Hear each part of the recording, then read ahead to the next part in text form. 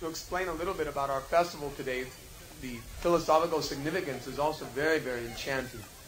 These deities you see here on the top of the stage, Lord Jagannath, the blackish colored deity, Subhadra in the middle, his divine energy, and Baladev on the far side, the far right-hand side, his expansion. These three deities of Krishna are considered materially as incomplete. They appear to be like incomplete dolls, or dolls that weren't quite fashioned completely and then were painted. And the beauty of these deities is that thousands of years ago, a great devotee of Lord Krishna was anxious to have the form of the Lord within his house. And he asked that a great devotee carve the beautiful form of Krishna so that he could engage his material senses in the service of Krishna even in his home. This is the purpose of deity worship, to engage our material senses in the service of Krishna. We can cook for the deity, dance for the deity, sing for the deity, and this way the whole house becomes centered around the deity.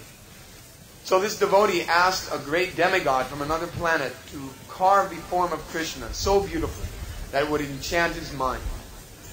And the demigod from the heavenly planet agreed to carve the form of the Lord if the man would not interrupt him while he was carving this form. He wanted to meditate in perfect tranquility while he was carving the form of the Lord.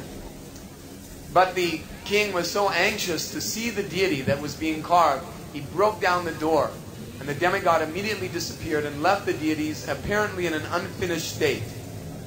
But because from the very conception of the mind of the carver, devotion and love was there for Krishna, therefore Krishna had agreed to appear in the form even though it was materially incomplete. So these deities of Krishna, his sister Subhadra and his divine brother Balaram, these deities are actually completely the Supreme Personality of Godhead. This may be difficult to understand, but just like in the Bible, most of you have read parts of the Bible at least, you know that Moses was experiencing God in the form of a burning bush. So sometimes people blame us. They say, you're Hare Krishna people, you're idol worshippers. But Moses then is a bush worshipper. You see? If God wants to appear in a bush, He can. And if He wants to appear in a pillar of fire, a pillar of smoke, or sound, or wood, or stone, or a tree, or your heart, He can do whatever He pleases. So don't try to limit Him saying that God can't do this and God can't do that. He can do whatever He likes. So Krishna is perfectly present in the form of Lord Jagannath. Perfectly present. And this festival that we had, carrying these deities through the park, originally this festival, some of you that were with us, say, several years ago, you remember going all the way to the ocean, don't you? Some of you that were here. Well, this is the theme of the festival, actually. It's a sea journey with Lord Krishna. And the theme is bringing Krishna into your heart. That's the theme of this festival. Now, how to attract Krishna? Krishna has unlimited beauty. Krishna has unlimited knowledge. Krishna has unlimited wealth, unlimited fame, unlimited renunciation.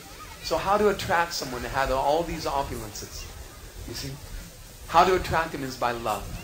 You see? He's very difficult to attract because he's attracting everything. How to attract the all-attractive? By love, by pure devotion. Krishna says in the Bhagavad Gita to Arjuna, he says, Arjuna, I can be understood as I am standing before you only by unmotivated devotional love, devotional service. So if we want to capture Krishna, if we want to bring Krishna into our heart, you see, then we have to develop unconditional love, unmotivated love for Krishna. That's the theme of this festival. That let everyone come and pull the cart of the Lord and bring the Lord into his heart. This theme has actually been ordered by our spiritual master to be executed in over 200 cities a year. He's asking us to take these carts apart and then set them up in some other city and do the same festival over and over again until all of America has the opportunity to bring Krishna into their heart. This festival is very significant. A child can understand it. Externally, it's a very beautiful festival. And internally, for one who actually pulls the cart, dances and chants, and sees the form of the deity on the cart, he feels himself becoming free from millions of lifetimes of karma. He feels that by clapping and dancing, all the reactions of many lifetimes are washed away from his consciousness. And he can actually experience an emotional desire to love Krishna, to bring Krishna with him everywhere. This festival was held 5,000 years ago during Lord Krishna's appearance on this planet. Lord Krishna came to a field during a solar eclipse. And during that solar eclipse, everyone was bathing in the water for purification, taking advantage of the auspicious moment. And the greatest devotee of Krishna, her name is Radha. If you look over here on the left-hand side of the stage, there are two deities of the divine couple, Radha and Krishna. This divine couple is the source of all couples in this material world and in the spiritual world. And this greatest devotee of Krishna, Radha, she saw Krishna dressed in his battle array as a king. But she desired to bring him back to the rural atmosphere, the village atmosphere, the forest atmosphere of intimate love. And therefore Radharani's mood of seeing Krishna dressed in battle array is that she wants to bring him back to the most intimate pastimes of love of Godhead. The most intimate pastimes are called the pastimes of Vrindavan. If you read this Krishna book, you'll see a beautiful book display over here. And there's one book called the Krishna book. And it deals with the unlimited beautiful pastimes of Radha and Krishna, this divine couple, and of Krishna's rural pastimes in the forest of Vrindavan. That Vrindavan is still there in India as a wonderful holy place. It has over 5,000 temples in it. And our spiritual master was living there before coming to this country. The atmosphere of Vrindavan is the most intimate love for Krishna. And actually Vrindavan is being created right here today. Because by this chanting, by this dancing, our hearts are actually melting. And we're getting the opportunity to develop the most intimate love for Krishna. By Lord Chaitanya's mercy, you saw the two figures of Lord Chaitanya and Lord Nityananda, the two brothers chanting and dancing.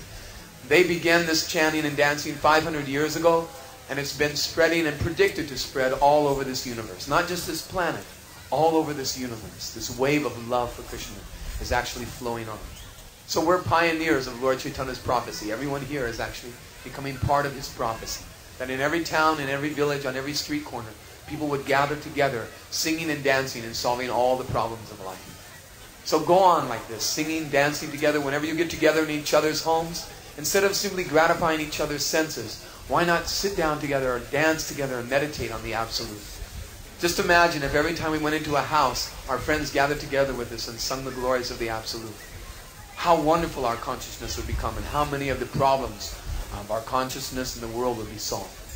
So this is our warm invitation to all of you, that you join us in developing our consciousness. The Hare Krishna movement has established a beautiful center in Berkeley. They're also establishing a new center here in San Francisco. You'll have to ask the devotees where the new center is going to be. So there'll be two centers of the Hare Krishna movement, and you'll be more than welcome to come and join us in chanting and dancing. If you can't do it at your friend's house, at least come to the temple and do it with us. Because we do it every night, every morning. In fact, we do it 24 hours a day.